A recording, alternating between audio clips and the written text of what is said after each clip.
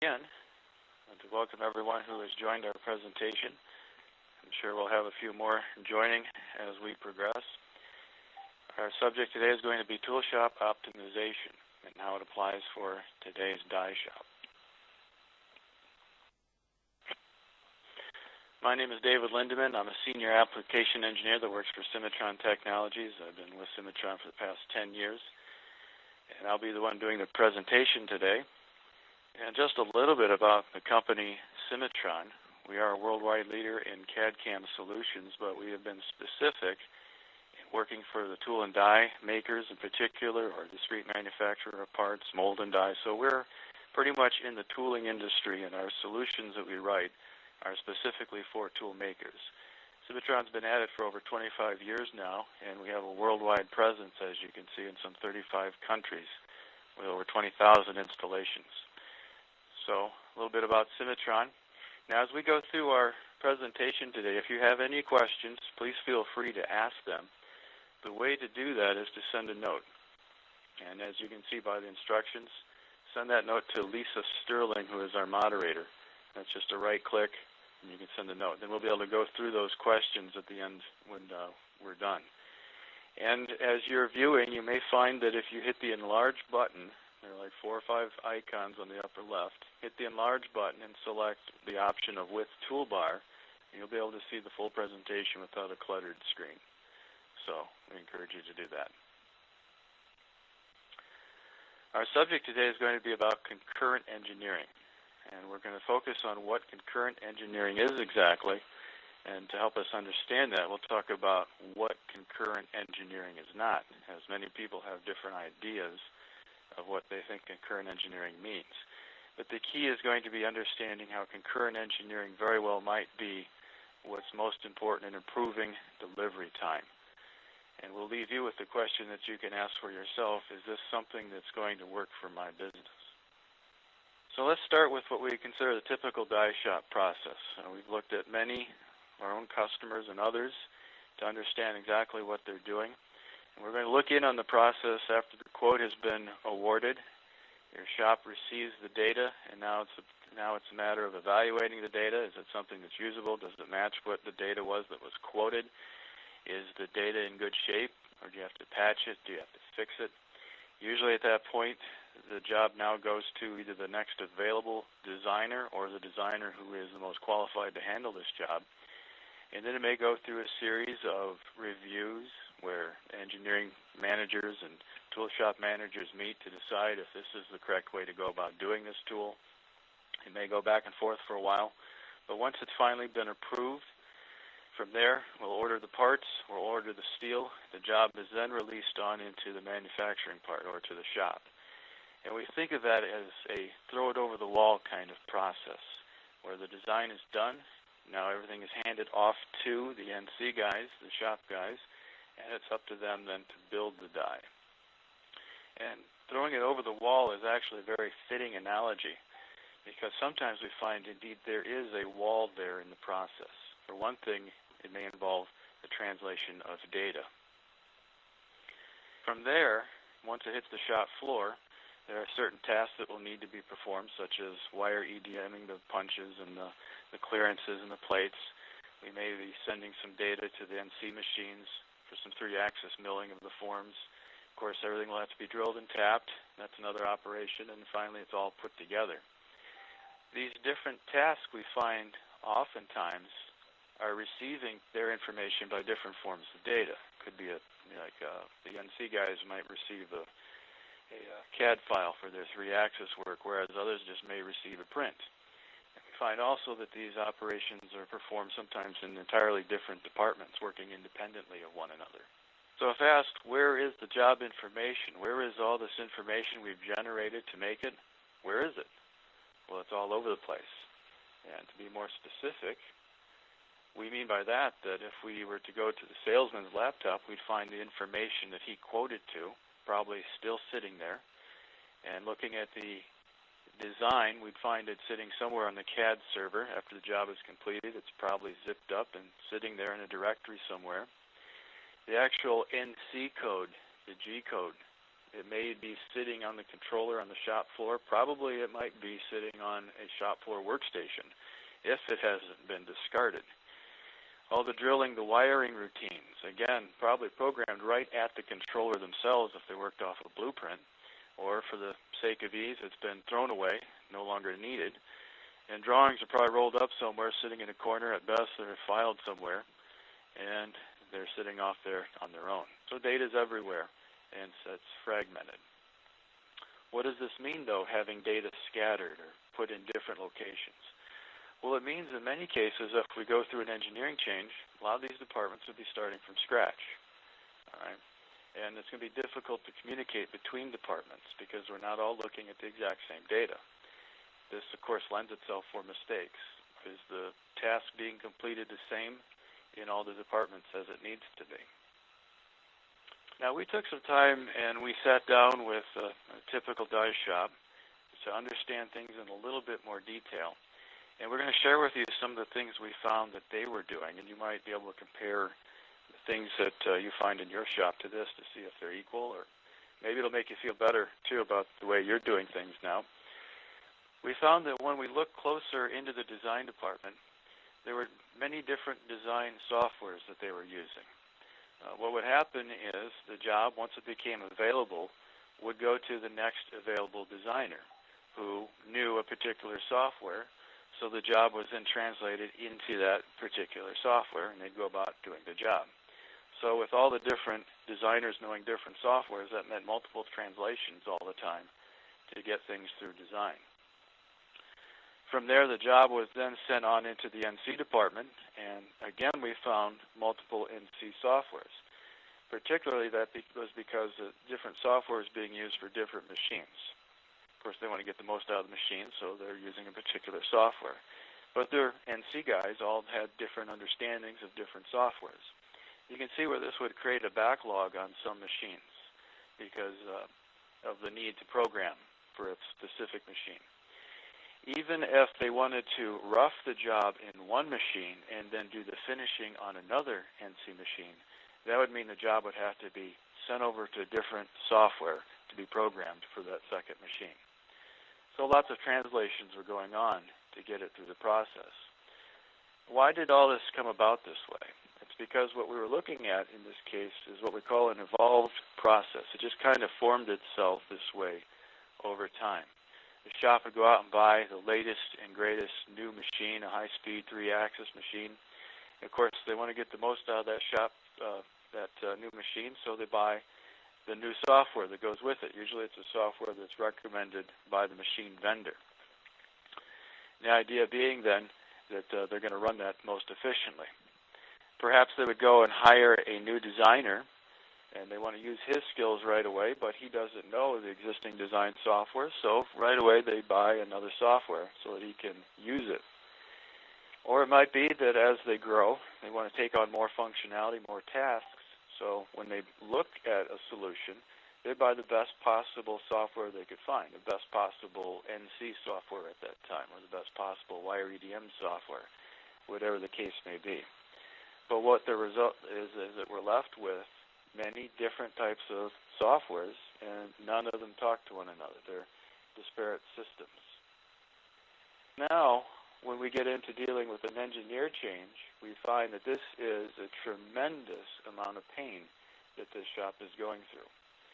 They go back through the process where they look to see who is the next available designer that can handle this engineering change, and then the entire job is translated into that software. So it may not be the original designer, but it's this other designer who now is going to pick up where the original designer left off. That immediately means, of course, looking at the data and translating it into different software. Well, days could be lost in getting the data back up to a performable condition. There are patches to fill. There's problems with translations like this. From there, again, it's passed on into the NC department, and there's no saying that it's going to be programmed in the same NC software. But once there, whatever is available, that's what it's programmed into. So entirely new toolpaths are being generated, different from what was before. Perhaps the original machine is now tied up, so now it's going to be programmed on a different machine, which means programming it by a different person on a different software. After all this is done, with all these different translations and data going in different directions, the question now is it being transmitted through accurately? Does the design file actually match what's going to take place in being cut on the tool? And that is an issue that was being found by this particular shop. So looking closely at their results, what they found is they're repeating the same thing over and over again, particularly retranslating, starting from scratch with the new software and moving on. That meant that they were losing money on their engineering changes, which is a tremendous factor because so often, as the case in this particular job, the original quote was soft to make it attractive so they could land the work. But they figured they'd get the money back by doing these engineering changes. But what they're finding is they're not making the money they thought they were, and instead their delivery has been delayed. So that brings us to the subject then of concurrent engineering. How does concurrent engineering deal with a situation like what we just looked at, or the problems that we've talked about? Oftentimes people have their own idea of what they think concurrent engineering means. Is it a tool that's meant just to respond to urgency, something that you're supposed to do just so you can reach that particular due date? Well, for some it means their thinking is that it's all hands on deck. I'm throwing more engineering resources at the job, so that must mean I'm doing engineering concurrently. And what that really means, though, is they're doing different things to try to get things done quicker to meet the due date. They're making a designer work overtime, perhaps. Maybe they're dedicating more NC machines. They're cutting more parts at one time on different machines so they can get the die done. In some cases, we'll see a shop take on a second shift, get more workers, more hands on deck to deal with the task. Then there's the ugly word called outsourcing, realizing they're not going to make it in time, realizing their machine capacity is full. They may outsource the work to another shop. Of course, what that really means is you're sharing your profit with another company, a profit you did not intend to share. If you quoted outsourcing originally, it may not be so bad, but now that really hurts. But the process is really still the same process. It's just trying to get the process done quicker.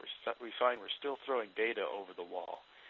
There are still parts of the operation that have to wait until the first part is done, particularly all the MC and the shop floor applications having to wait until the design is finally finished.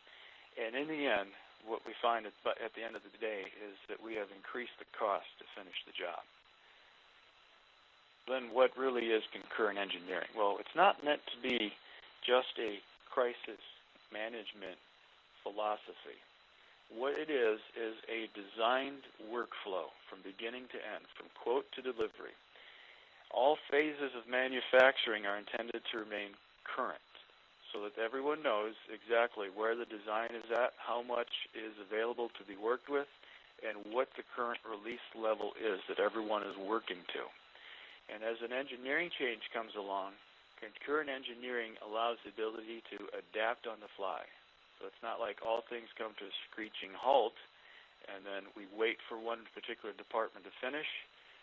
The thought is to work smarter and not harder. Begin with, what do we need? Well, it's a different mindset. So we have to look at things differently. We have to think about things differently.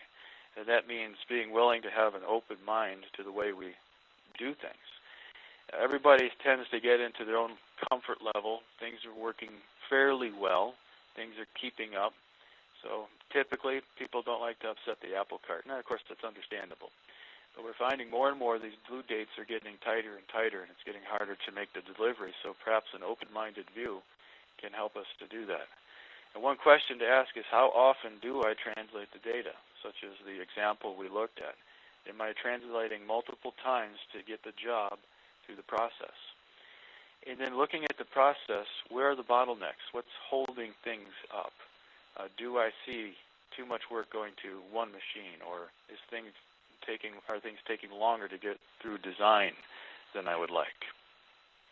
And the real question now becomes, in the way I'm using the software, the way it's configured, does it allow for concurrent engineering, or is it actually hindering me? Finally, we'd have to look at training people on, first of all, having the new mindset involved in concurrent engineering, but sometimes it involves looking at people and understanding a need for more skills. It's not just a matter of reading blueprints anymore, but to understand the process much better and being able to help speed the process along.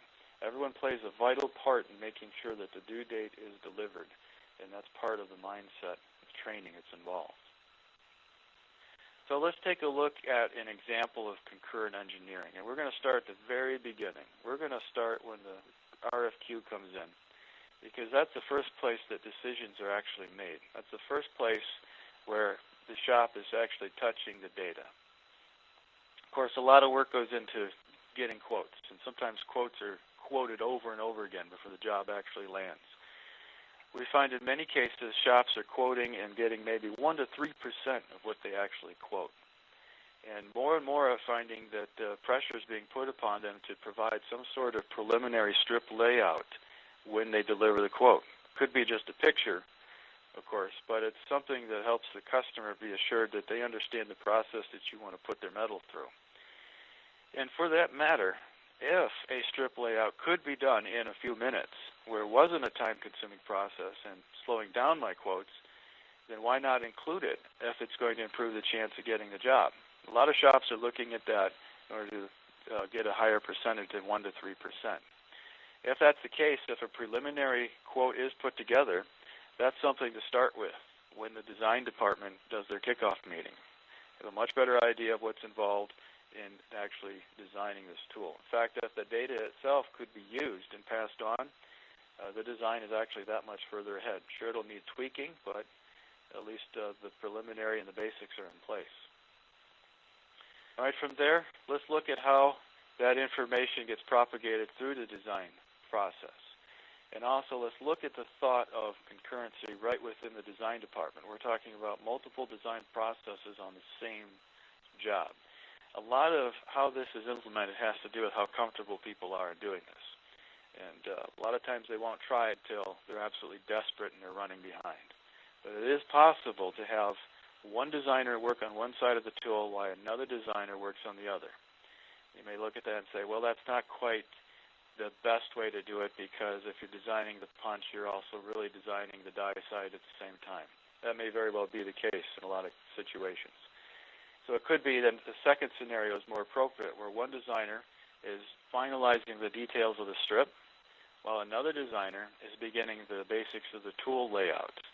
A lot of the tool, like the die set, understanding where the guides are going to be, all those basics could be built up front, and while waiting for various components of the strip to fall in place. Perhaps in the strip itself, the actual punch areas are already defined, so those could be worked on while the forming areas, the bends, are being dealt with in the strip design. It's the idea here of concurrent engineering, where more than one resource is being thrown at something at a given time, because both individuals are able to look at the data, the same data at the same time. Both are updated as to what the other one is doing without a concern of overwriting or changing that particular task that the other guy is working on. And this allows us to quickly incorporate engineering changes on the fly at any stage in the design. Everybody knows what's going on and can see it. So it's a matter now of bringing the data in, updating the different parts of the strip that are affected and the different components of the tool that are affected without having to start over, or most importantly, without one aspect having to wait for the other one to finish. Then from there, we'll take this process on further into NC and assembly. Here, a concurrent system would allow for the guys in the NC department to know immediately if the design has changed. So they may be concerned, say, with just cutting a particular form station. Well, if the data in the form station has changed, it's not just good enough for them to get an email letting them know that, but that they actually have the system tell them, hey, the data is different. What should we do? There's the option then to rerun all the operations that have been performed already. And by that, I'm looking at the last option where it says to recalculate, not reprogram. In other words, the scheme has been set. We understand how we want to rough it. We understand how we want to finish it. Step overs, down steps, the way the tool is going to move through the steel. All that set. It's just recalculating it to understand or to have it match what the new geometry looks like. Likewise, on the shop floor, A blueprint is not going to update automatically just because the design changed in the CAD department. But a shop floor viewer will show a new parts list as things change, and it will also show what the drawing would look like as the notifications are made. So it's a matter of keeping the drawing on the computer, in a sense, where people can look at the drawing, and the drawing will update as the design changes. How is all this possible? How could it be done?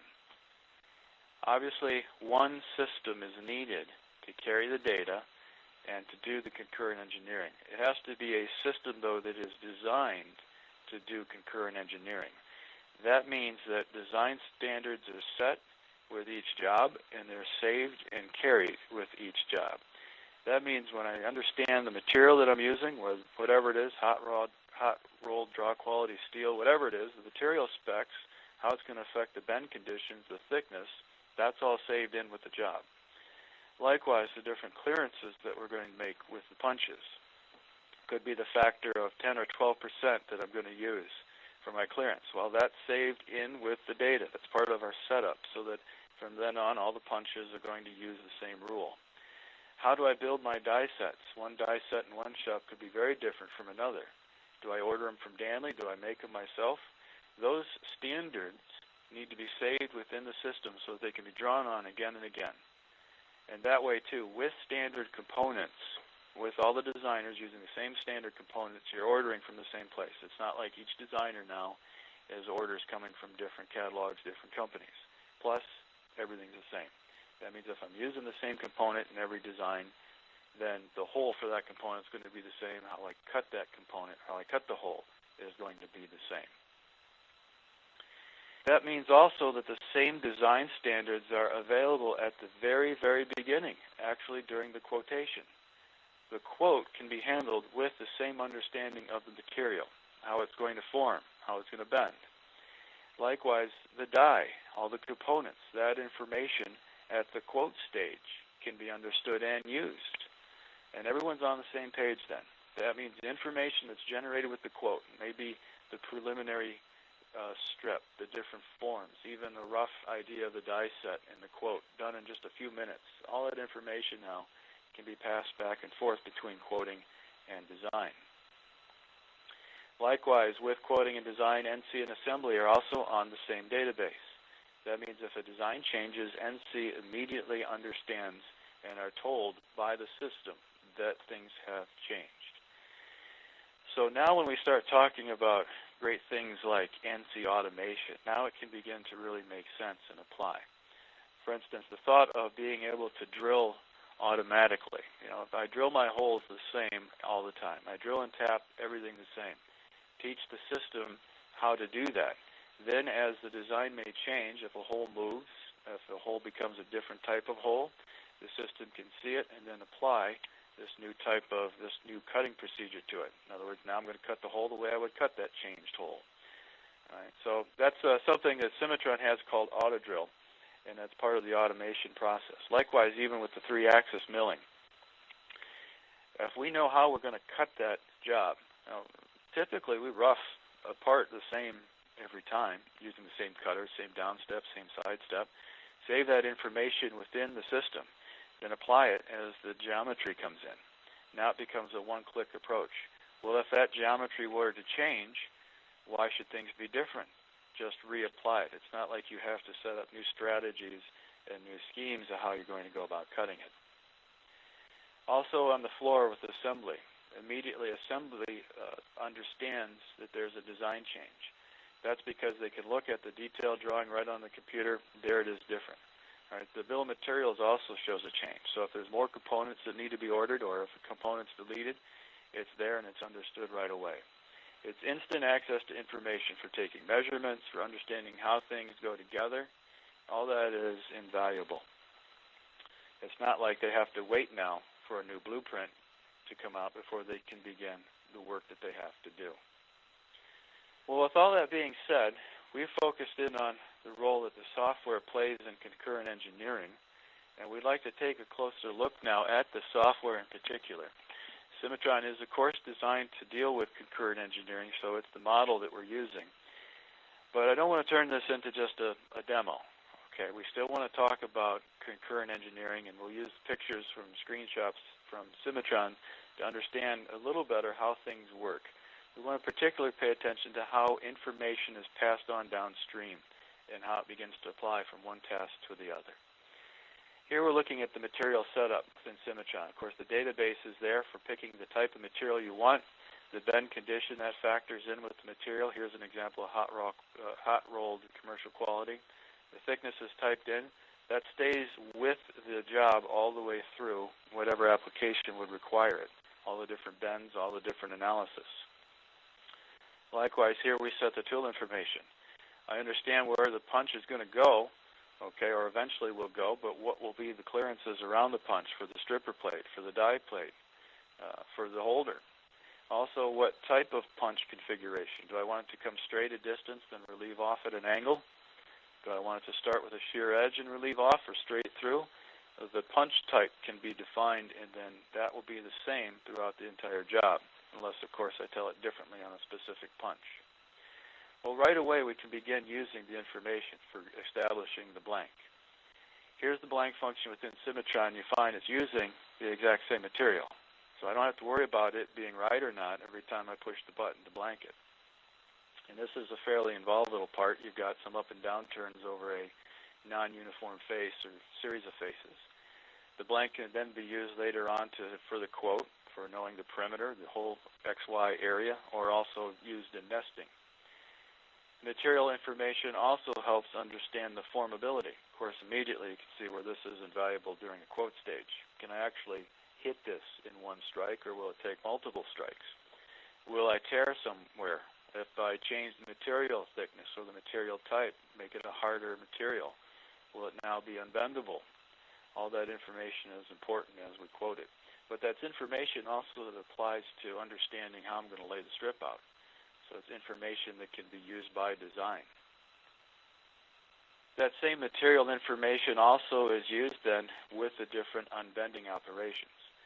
Here we've picked a fairly involved unbend in that it's being unbent to a non-uniform, non-planar, non-conical face or series of faces. So actually that green area with the blue dot, that's following the same topology of the series of irregular faces you see there, or we might call it a binder in some cases.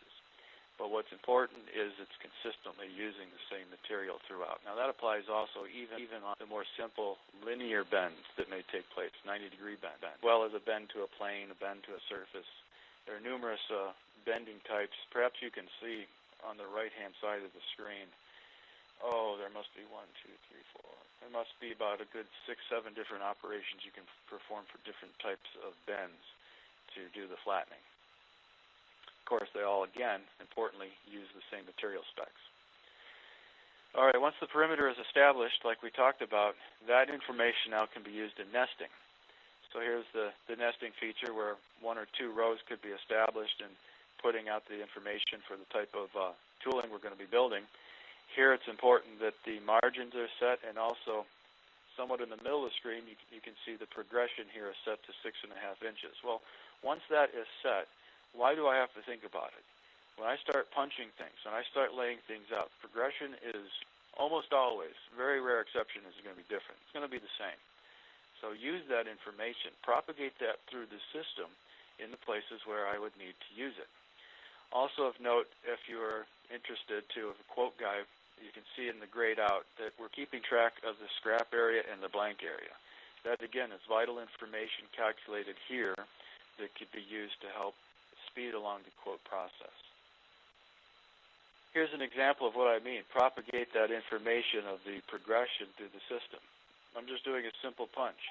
Basically, we pick where the punch is going to start, and then you can see it repeated downstream through the strip. It carries its way through. All right, and that's the same when it comes to nesting, when it comes to all the different punch forms. All that is established and used again and again. So again, knowledge is being propagated through the system as things are built. Here's an example of a completed strip. Now I focus on this particular thing, not just to talk about, yeah, Cimatron can do a strip, okay, but you see the green colored areas. You see the purple colored areas.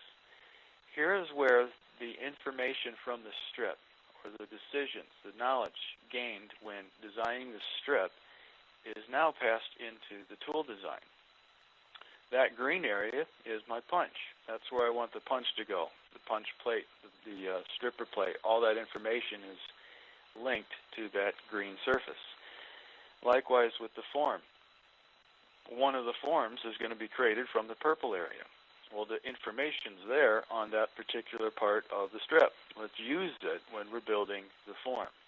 All right, that's the idea behind, again, concurrent engineering, using what you have and working through, not redoing things, not guessing.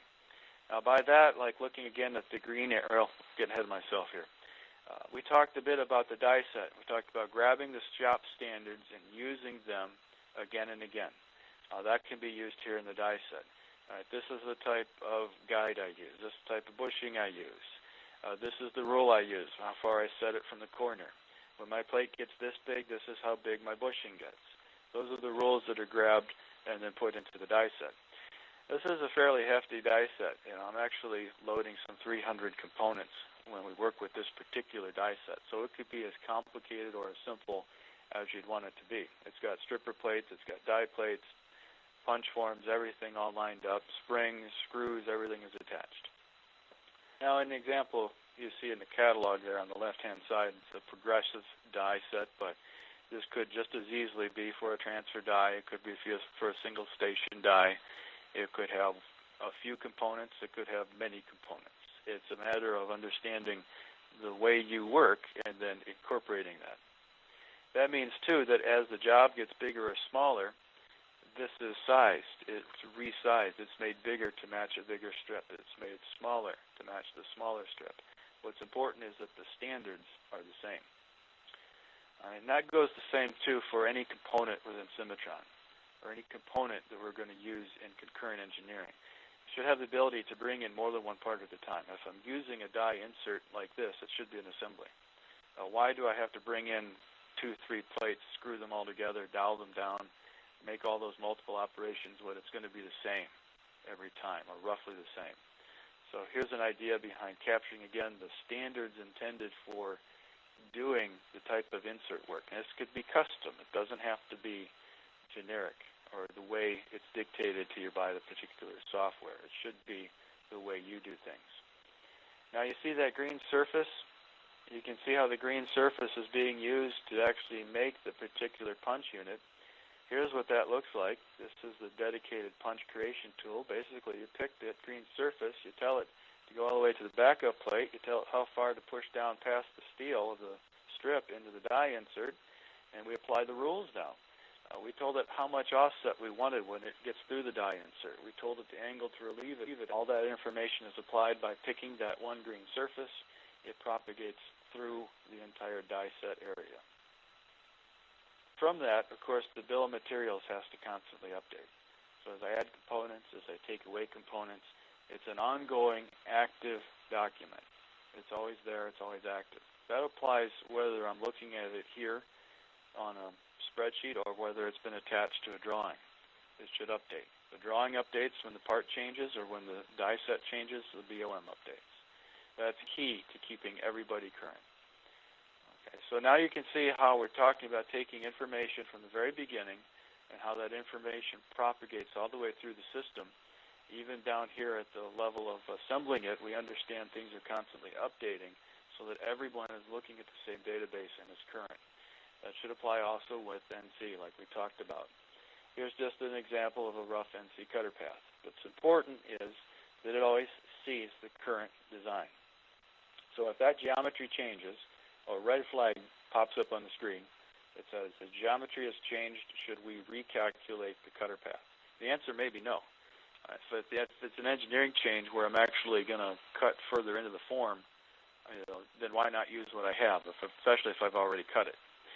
All right. Thing is, though, is understanding what's been cut, what has not been cut in that particular case. All right. With that, we're talking about what we call stock recognition. All right. If this is what I've cut, I need to know that's where I'm starting at. Then when I incorporate the engineering change, I know now there's a wallowed area that's going to have a lot more stock in it, and that's where I need to incorporate another rough cut. So the thought of intelligence in an NC package has to understand these changes as they occur so that the stock can update, and now the new cutter path is going to focus in on just the area that's behind. It's not a matter of me windowing it in and guessing and hoping I've got it right, and if I missed an area, now my finish tool goes into a heavy area and breaks. That's not the matter anymore, because now the software is to understand where those areas are at. Likewise, maybe it's a situation where, well, if I know I'm going to be roughing out more of this stock now, why not apply the roughing procedures that I've already used? I apply it through a template. It knows where the stock is at. I tell it, this is the tool I want it to use. This is the way I rough. And within a click now, it goes after that remaining material. So that's the idea how information propagates through, and immediately the engineering change affects the way things are being handled in all the different departments, including the wire department and also the drilling department. Here's an example when we talked about automatic drilling before. Basically, it identifies the different holes. It sees holes that have pockets on top of them. It sees holes that need to be counterbored, drilled through holes, line holes, tapped holes. And then I define the way I like to do it. This is always the drill I use when I'm drilling and reaming a quarter 20 tapped hole, or drilling and tapping a quarter 20 tapped hole. That's saved in the system. It's applied again and again and again. So after a while, once the system is taught how to drill and tap, it automatically will do it by identifying the hole size and the hole shape. So if this changes, the operation is rerun. I understand the ones that have been drilled and the ones that may be new that need to be drilled, or the ones that have changed and need to be re-drilled. Now the system attacks just those new holes, and those are the ones I apply a drill sequence to. So that's quite a bit of information we've thrown at you. We're trying to keep this on the idea of how concurrent engineering really can affect delivery when it comes to die production. Just a few comments that you can read from some of our customers talking about how they desired things to be more effective and improve the process that they were dealing with. And they wanted to look at automation, but they understood that there were some things they needed to do in order to get that level that they were looking at. Here's another one. And a lot of this has been done by people who have spent a lot of time looking at different softwares, and they had a goal in mind. And they wanted to see their process improve, and this is what they used. So we're going to pass some of that information that they've really given to us by their process on to you, and hopefully you found this to be interesting and informative. So the question is, as we look at this, applying concurrent engineering to the die design can really help. It can increase productivity and also shorten delivery time. Importantly, it makes you more responsive to the changes that come about with customer data, and that's going to help your bottom line. The question is then, is it something for you? Can you make concurrent engineering something successful at your shop? Is that something that interests you? So with that, we'll take a look at some questions, should you have any. I'm going to toggle over and see now if we've got any questions so far, and I'll be looking at them here on my screen.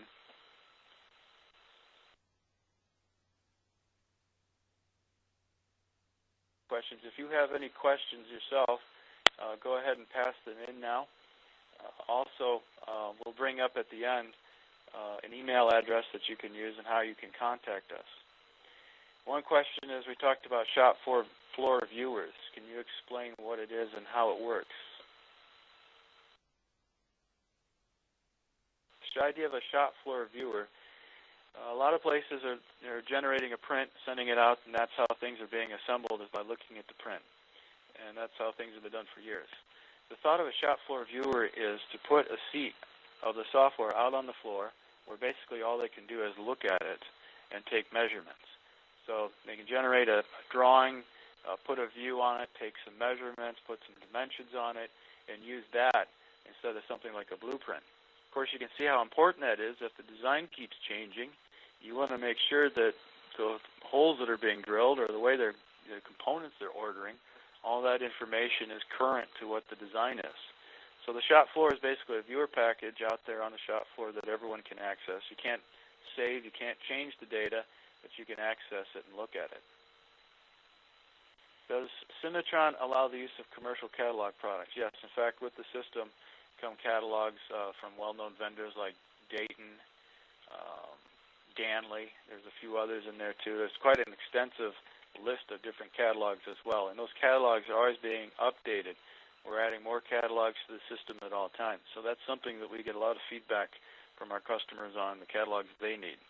Now, as well as that, you can also use your own catalogs. You can make your catalog that has all the functionality of any catalog that's already there with the system. It has the knowledge of the component.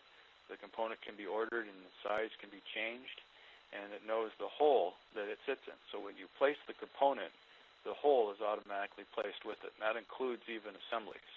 So when you saw me lay that die insert set in, when I placed it, it would have cleared the pocket for it, it would have put and drilled the tapped holes in, it would have put the reamed holes in. So all that information can be brought together then in working with the catalog. How can we get help implementing a current engineering process? So talking about processing changes. You certainly can contact us and we can talk about concurrent engineering and what it means. In fact, if you have any questions or if you have any interest in looking further at the product, please contact us. Again, we'll flash that email at the end so that you can get more information and we can arrange to meet with you, have a demo, perhaps even look at the jobs you're doing and the process you're doing and how things can work. We've done things where we've gone into shops and we have looked at the entire process, interviewed people, gotten to know exactly how the workflow is moved. That way we can identify potential bottleneck areas where things are slowing things down. Then we can recommend a process, based upon what you're doing. Whether you choose to look at Cimatron or not, that's something that we call tool shop optimization, and that's something that a lot of people have benefited from. Is there any other questions that anyone may have? Again, you can simply right-click on Lead Sterling or Moderator and then send a question in.